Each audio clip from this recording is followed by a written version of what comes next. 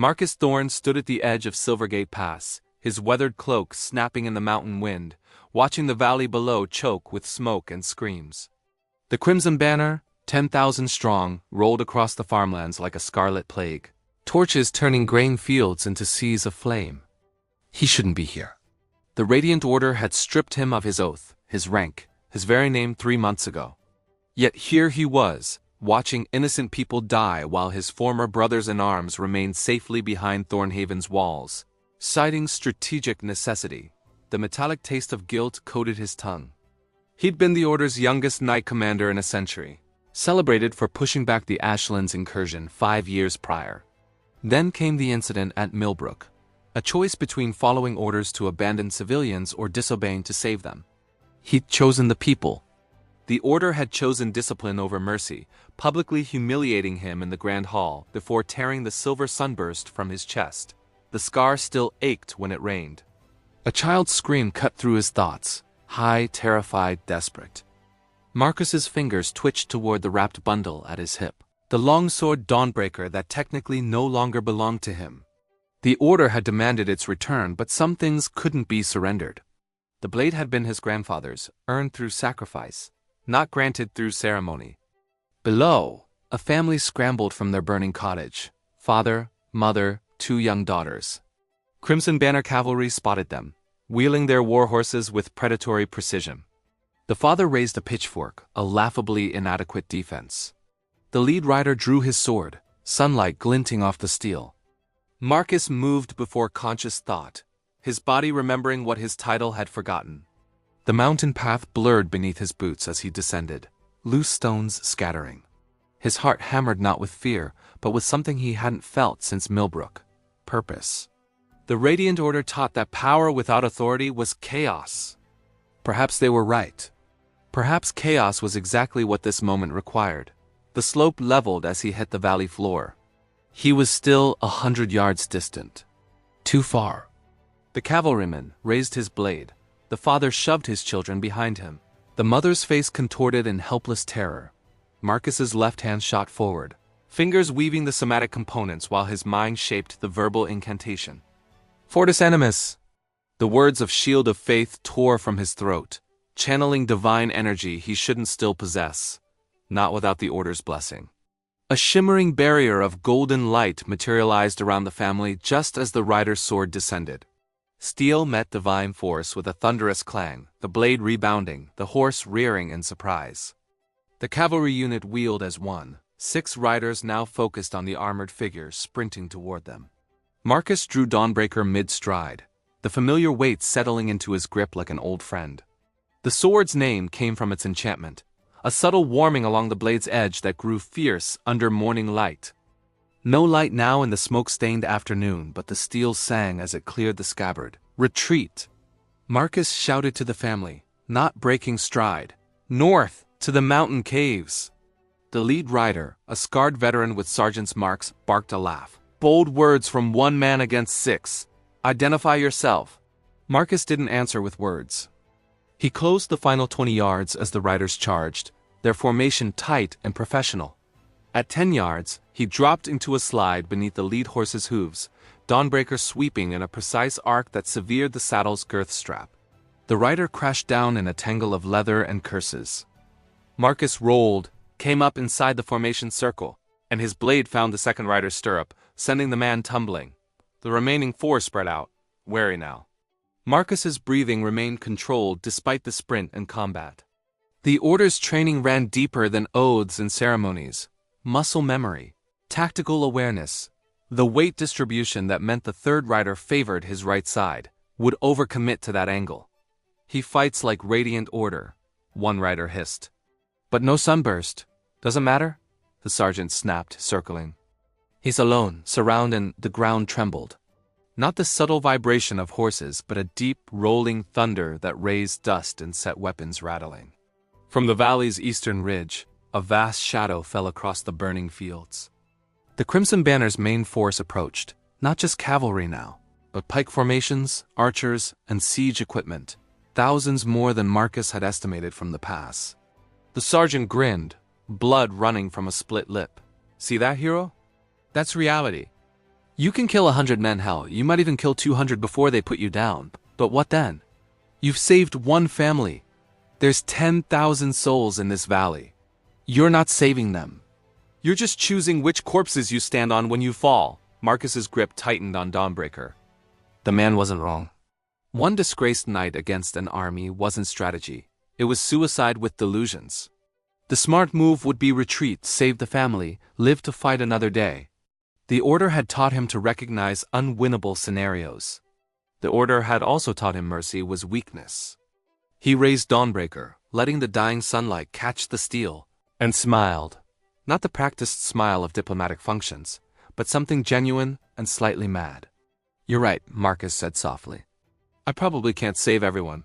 His free hand wove another somatic pattern. Faster now, muscle memory from 1,000 prayers. But I'm going to make you regret not running while you could. The air around Marcus began to glow with soft golden light. The unmistakable aura of bless, spreading outward in a 30-foot radius. The divine magic settled over him like warm rain, sharpening his reflexes, steadying his sword arm. The cavalry horses danced nervously, sensing the power. Behind him, the family still scrambled north, the father carrying the youngest daughter. They'd reached the caves. That was something. That was enough to start. Marcus Thorne, no longer knight commander, no longer bearer of the Radiant Order's blessing, no longer welcomed in the halls where he'd given 15 years of service, stepped forward to meet an army. The sergeant raised his sword to signal the charge. Somewhere in the distance, war horns began to blow. The cavalry charged as one, but Marcus had already moved.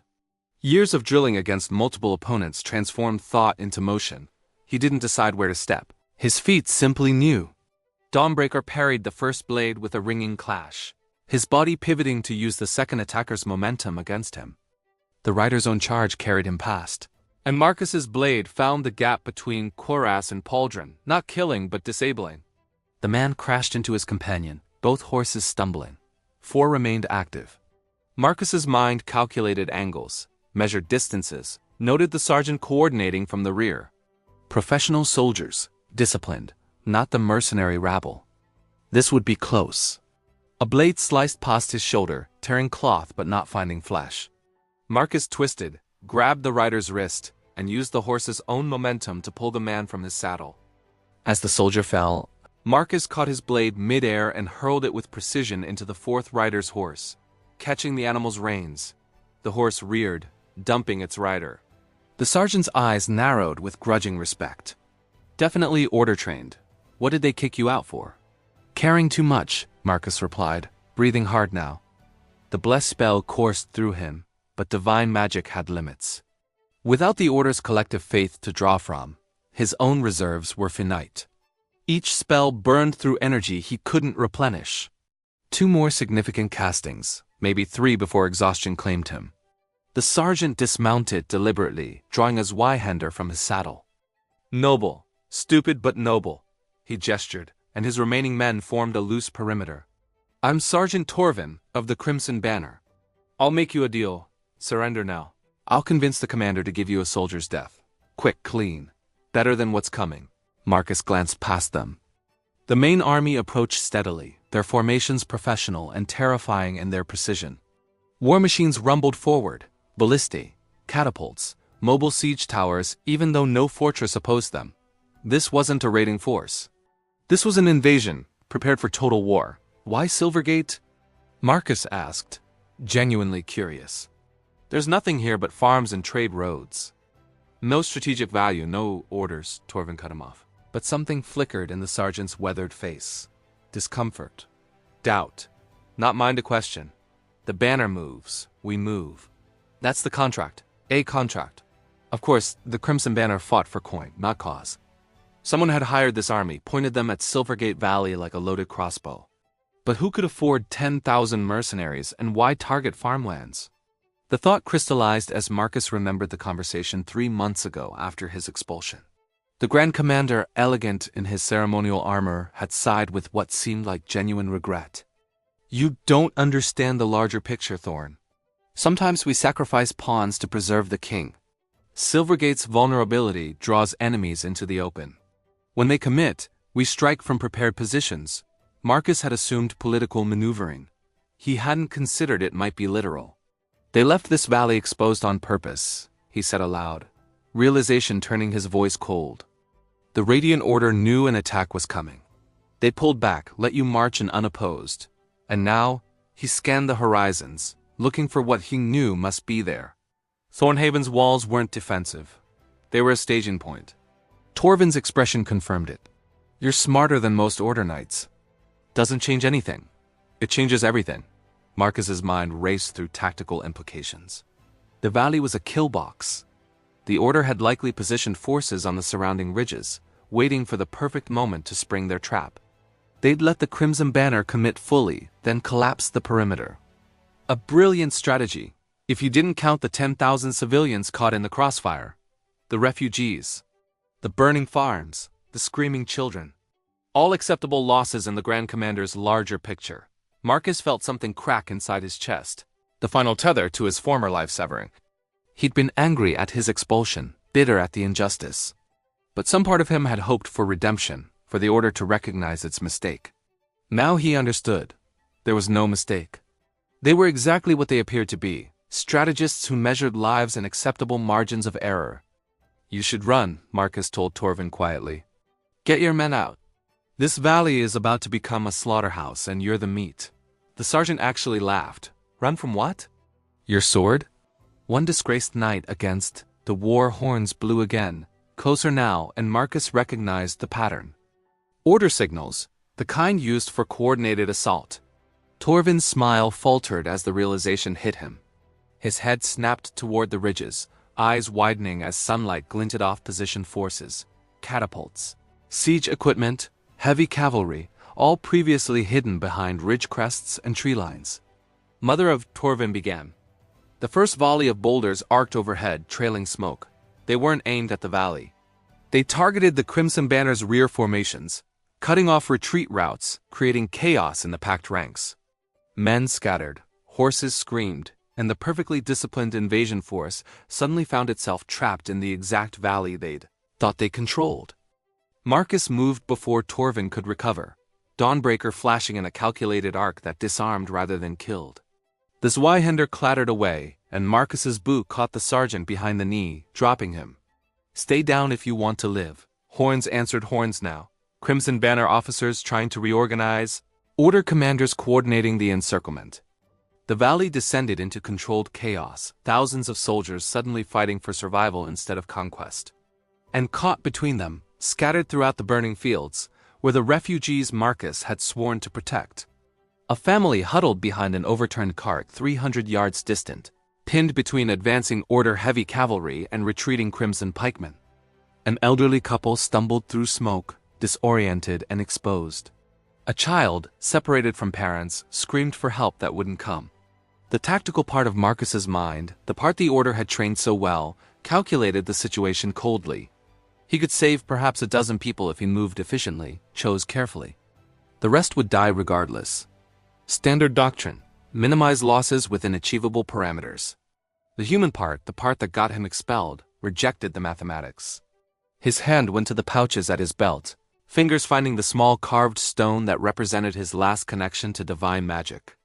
Every Paladin of the Radiant Order received one upon taking their oath, a focus for channeling faith into power. When they'd stripped his rank, they'd missed this stone, small and unremarkable among his belongings. Marcus had avoided using it since Millbrook, afraid the Order's rejection had severed his connection to divine power entirely. The shield of faith and bless had worked barely, drawing on the fumes of his former oath. What he was considering now required belief not in an institution but in something deeper. He closed his fist around the stone and prayed. Not to the Order's rigid hierarchy of saints and commandments, but to the simple principle that had guided him into this life. Protect those who cannot protect themselves. Power answered. Not the measured, controlled flow of sanctioned divine magic, but something wilder, more desperate. It burned through him like lightning, making his bones ache and his vision blur. The stone in his hand grew hot enough to scar. Marcus opened his eyes and spoke a spell he'd only read about in Forbidden's texts. The kind senior paladins whispered were too dangerous, too unpredictable. Sanctuary's aegis, extended form. Golden light erupted from his body in a massive wave. expanding outward in a 100-yard radius. Every civilian, every non-combatant caught in that sphere of influence suddenly became translucent, ghost-like, unable to be harmed by weapons or magic. The divine shield would last minutes at most, burning through his remaining power like tinder. But minutes might be enough. Torvin stared up at him from the ground, eyes wide. That's not standard order magic. What are you? Marcus smiled grimly, already feeling the spell's cost as his legs trembled with exhaustion. Something they taught me not to be. He raised Dawnbreaker toward the chaos. Now let's see if I can make an army remember what fear tastes like. The battlefield descended into pure chaos, and Marcus descended with it, not as a knight of the Radiant Order, but as something raw, more fundamental. He wove through the carnage like a ghost himself, Dawnbreaker singing its lethal song, but he didn't fight to kill. He fought to disrupt. Every time Crimson Banner forces pushed toward trapped civilians, Marcus appeared, disarming, disabling, scattering formations. A precisely placed command spell sent a cavalry squad's horses bolting in random directions. A hurled dagger cut the ropes on a siege tower, collapsing it onto its own crew. He moved with reckless abandon, spending his remaining divine magic with the profligacy of a man who knew he wouldn't live to regret it. The sanctuary's aegis flickered around the refugees, maintaining its protection even as Marcus felt each second of its duration like a knife in his chest. The spell wasn't meant for one caster to maintain alone. It required a circle of clerics, properly rested, working in concert. He was doing it through sheer stubborn will, and his body was paying the price. Blood ran from his nose. His vision swam. Every breath felt like swallowing glass. But the refugees were moving now, emboldened by their invulnerability, streaming toward the mountain passes. The elderly couple he'd spotted earlier helped each other run, the golden shimmer making them untouchable as Order cavalry thundered past without seeing them. A separated child found her mother, both crying with relief, both protected by divine light that cost Marcus another fragment of his failing strength. "Fall back!" the cry went up across Crimson Banner lines. Not retreat, tactical repositioning. Their commanders were good, adapting quickly. They'd realized the valley was a trap and were contracting into defensive formations, preparing to break through the encirclement. Professional soldiers fighting for survival now instead of conquest. The Order forces pressed their advantage, heavy cavalry crashing into pike walls, archers loosing volley after volley into packed ranks. It was efficient slaughter, exactly the kind of victory the Grand Commander's strategy intended. Thousands would die in this valley. Mostly mercenaries, true, but death was death regardless of who signed the contract. Marcus saw it happening and recognized the terrible irony. He'd been expelled for saving civilians at Millbrook, and now he was watching his former order execute the very massacre he'd been punished for trying to prevent. "Enough," he whispered through blood-stained teeth. He shouldn't have the power left for what he was attempting. The sanctuary's aegis had drained him nearly dry, and he'd burned through the rest maintaining shields and support spells. But rage, righteous, furious rage, was its own kind of fuel.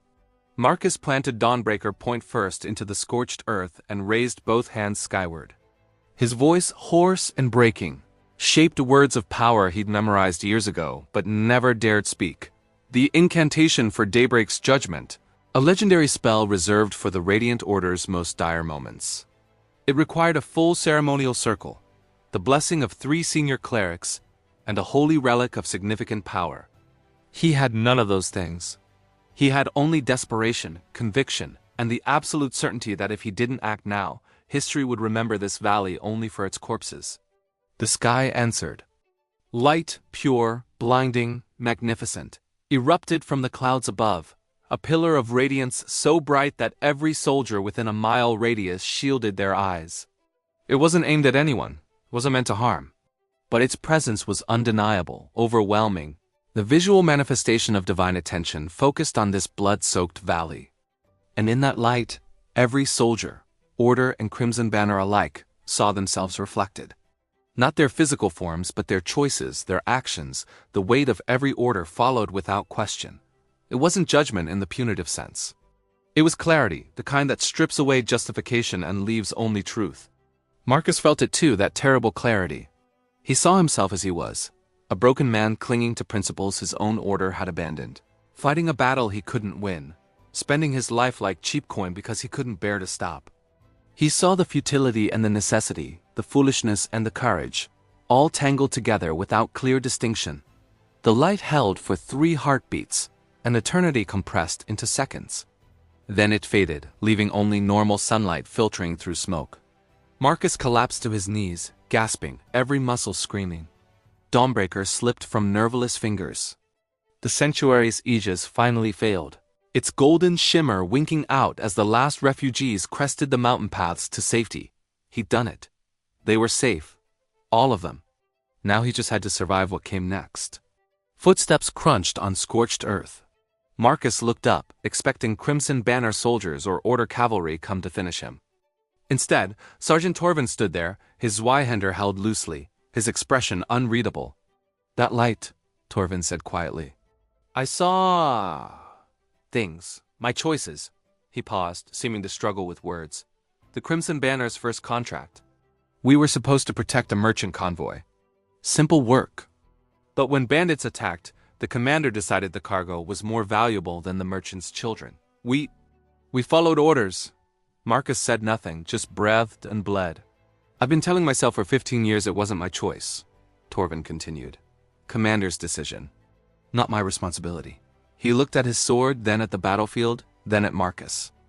"That light made me own it. Own all of it." Around them, the battlefield had stilled. Not stopped. Men still fought, still died, but the frenzied intensity had cooled into something more mechanical, less certain. The light had touched everyone, and everyone was processing what they'd seen. Thorne extended his hand. "The Crimson Banner's pulling back. Full retreat, no pursuit. Our commanders saw the same thing I did. We're fighting the wrong battle for the wrong reasons." He paused. "The Order's pulling back too. Seems divine judgment doesn't play favorites." Marcus stared at the offered hand. "Why are you helping me?" "Because you showed me something I'd forgotten," Thorne said simply. "That we always have a choice, even when orders say otherwise. Even when the smart move is to follow the contract." He gestured at the mountain passes where the last refugees disappeared. "You chose poorly by every tactical measure. One man against armies, suicidal, pointless," he smiled, and it was genuine. "And you saved every damn soul in this valley. That's worth remembering what choice means." Marcus gripped the sergeant's hand and let himself be pulled upright. His legs barely held him, but pride kept him standing. Around them, soldiers from both sides were lowering weapons, backing away from each other with expressions of confusion and shame. The battle was ending not with victory or defeat, but with a collective recognition that perhaps neither side deserved to win. In the distance, Order war horns signaled withdrawal. The Grand Commander would be furious, his perfect strategy dissolved by an inexplicable phenomenon. Good, let him rage. Let him explain to his superiors why divine intervention disrupted his massacre. Marcus reclaimed Dawnbreaker, sheathing the blade with trembling hands. "What will you do now?" Thorne looked toward his retreating forces. "Find a different contract. Maybe one that doesn't require forgetting I'm human." He glanced back at Marcus. "You? That was an excellent question." Marcus Thorne, expelled Paladin, Oathbreaker, and apparent worker of impossible miracles, had no home to return to, no order to shelter him, no clear path forward. By every measure, he was alone. And yet, he thought of the refugees safe in mountain caves, of the soldiers walking away from a senseless battle, of the light that had shown everyone the truth of their choices. He thought of his grandfather, who'd carried Dawnbreaker before him and always said that a knight's oath wasn't to institutions but to principles. "I think," Marcus said slowly, "I'm going to keep making the wrong choice. At least until I figure out what the right one looks like." Thorne laughed, the sound startlingly bright against the battlefield's gloom. "That's the most honest thing I've heard a knight say." He saluted, not the crisp military gesture, but something more casual, more real. "May your wrong choices keep saving lives, Marcus Thorne." He walked away, following his men toward withdrawal, leaving Marcus standing alone amid the ashes and settling dust. Not quite alone. From the mountain passes, a small figure emerged, the father from earlier, the one Marcus had first saved. He approached cautiously, carrying something wrapped in cloth. "Sir Knight," the man began, then corrected himself. "Sir, whatever you are. My family, everyone in the valley. We owe you our lives. You owe me nothing, Marcus said tiredly. I just did what was right, the father interrupted firmly. He unwrapped the cloth, revealing fresh bread, cheese, a flask of water. It's not much, but please. You gave us everything. Let us give you this. Marcus's throat tightened. Such a small offering, but it carried the weight of genuine gratitude. He accepted with a nod, too exhausted for words. As the man returned to his family, Marcus sat heavily on a broken wagon wheel and ate simple food that tasted better than any feast he'd known in the Order's halls. The sun was setting, painting the smoke-filled sky in shades of amber and rose. Tomorrow would bring new problems. The Order's wrath, the questions about the mysterious light, his own uncertain future. But tonight, for this moment, every civilian in Silvergate Valley breathed safe and free. Marcus smiled, tasting blood and bread in equal measure. Sometimes the wrong choice was the only one worth making. 3 days after the battle, Marcus stood before Thornhaven's gates as a petitioner, not a knight. The walls loomed exactly as he remembered. White stone polished to mirror brightness. Silver banners hanging in perfect symmetry, the whole edifice designed to project unassailable righteousness. Once it had felt like home. Now it looked like an elaborate tomb, beautiful and empty. The gates opened to reveal Grand Commander Aldrich himself, resplendent in ceremonial plate that probably cost more than Silvergate Valley's annual harvest. 24 radiant paladins flanked him, hands resting on sword hilts, a show of force.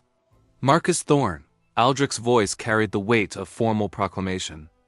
You stand accused of interfering with sanctioned military operations, theft of Order property, he gestured at Dawnbreaker, and unlawful use of divine magic without authorization. Marcus met his former commander's gaze steadily. I stand guilty of saving lives. If that's a crime in the Radiant Order now, I'll wear the conviction proudly, murmurs rippled through the assembled paladins. Aldrich's expression hardened. You cost us a strategic victory. The Crimson Banner would have been destroyed, their threat eliminated permanently. Instead, they escaped with their core forces intact because I reminded them they were human. Marcus interrupted. That soldiers don't have to be murderers just because someone gives the order. Discipline, Aldrich began, is worthless if it makes you forget why you took the oath in the first place. Marcus's voice rose despite his exhaustion. The 3 days since the battle had been brutal, his body still recovering from divine burnout, his sleep plagued by nightmares of the light that had shown him his own failures along with everyone else's, but he'd also spent those days among the Silvergate refugees, helping rebuild, sharing meals, hearing stories. He'd learned the baker's name was Helena, that her youngest daughter wanted to be a knight someday, that they'd lived in this valley for 4 generations. He'd learned that the elderly couple, Thomas and Martha, had celebrated their 50th anniversary the week before the attack. He'd learned these people were real, complex, worthy of more than being sacrificed for strategic positioning. The Order had taught him to see populations, acceptable losses, necessary sacrifices. Silvergate had taught him to see people again. The oath, Marcus continued more quietly, says we protect the innocent and uphold justice. Not that we orchestrate massacres for tactical advantage. Aldrich's jaw clenched. You don't understand. I understand perfectly. Marcus reached for the carved stone at his belt, the focus that had channeled Daybreak's judgment. It was cracked now, nearly destroyed by the power he'd forced through it. I understand that you've built something beautiful and hollow. All the trappings of righteousness with none of the substance. He tossed the broken stone at Aldrich's feet. I don't need your authorization anymore. Whatever happened in that valley, whatever power answered my call, it didn't come from your ceremonies or your hierarchy. It came from choosing correctly when everything else told me to choose wrong. The Grand Commander stared at the broken focus, and for just a moment, his careful composure cracked. Marcus saw something in the older man's face. Not anger, but fear. Fear that Marcus might be right. Fear that the light that had frozen the battlefield had judged the Order and found it wanting. You're dangerous, Aldrich said finally. A paladin without oversight, without restraint, guided only by personal conviction. That's how zealots are born, Thorne. How do we know you won't decide tomorrow that some other choice justifies breaking some other law? It was a fair question, one Marcus had asked himself repeatedly over the past 72 hours. You don't, he admitted. I don't either. All I know is that when I stood in that valley and saw thousands of people about to die for someone else's strategy, I couldn't walk away. If that makes me dangerous, so be it. He turned to leave, then paused. But ask yourself, Commander, when did the Radiant Order become more afraid of someone saving lives than someone taking them? Marcus walked away from Thornhaven's gates without looking back, half expecting a blade between his shoulders or a spell to strike him down. Neither came. The Order let him go, perhaps because Aldrich was still processing the implications, or perhaps because executing him would only prove Marcus's point. The road ahead was empty, stretching toward horizons Marcus had never considered when his path was clearly defined by rank and duty. He had no destination, no plan beyond keeping moving. Dawnbreaker hung at his hip, and a small pack carried basic supplies, gifts from Silvergate's grateful refugees. He made it 3 miles before Sergeant Torvin's voice called out from behind an oak tree. "Took you long enough." "I've been waiting here for 2 hours." Marcus stopped, genuinely surprised. The Crimson Banner Sergeant stepped into view, no longer wearing mercenary colors. Instead, he donned simple traveling clothes, a sword at his hip, and an expression that mixed determination with uncertainty. "What are you doing here?" Marcus asked. "Turns out the Crimson Banner doesn't appreciate soldiers who start questioning orders," Torvin said dryly. "They gave me the choice, recommit to the contract without hesitation, or leave. I left." He gestured down the road. "Figured a dangerous zealot without oversight might need someone to watch his back. Make sure the personal conviction doesn't become personal crusade." Despite everything, Marcus smiled. "I'm not looking for followers." "Good, because I'm not looking to follow." "But partners," Torvin extended his hand again, as he had on the battlefield. "Partners who remind each other that we always have a choice." "That I could use." Marcus gripped the offered hand, feeling something settle in his chest. Not purpose exactly, but direction. The Order had taught him that righteousness required hierarchy, that justice flowed from authority. Silvergate had taught him different, that sometimes the right thing required standing alone. But perhaps standing alone didn't mean being alone. "There's a town 2 days south," Marcus said, releasing Torvin's hand and starting to walk. "Greyhallow. I heard rumors of a local lord pressing farmers into his private army, using threats and violence." Torvin fell into step beside him. "Sounds like exactly the kind of wrong choice we should make. Absolutely terrible tactics," Marcus agreed. "No backup, no authority, just us against whatever forces the Lord commands." "Terrible," Torvin repeated, grinning. "When do we start?" They walked into the settling dusk, 2 soldiers without armies, following a code neither could fully articulate but both recognized as truer than any contract or oath. Behind them, Thornhaven's walls gleamed in the last light of day, beautiful and cold and increasingly distant. Ahead, the road wound through farmland where evening fires were being lit, where families gathered for meals, where ordinary people lived lives worth protecting. Not populations or strategic assets or acceptable losses. Just people, complex and flawed and infinitely valuable. Marcus Thorne had been expelled from the Radiant Order for valuing mercy over discipline. He'd forced an army to retreat by reminding them of their humanity.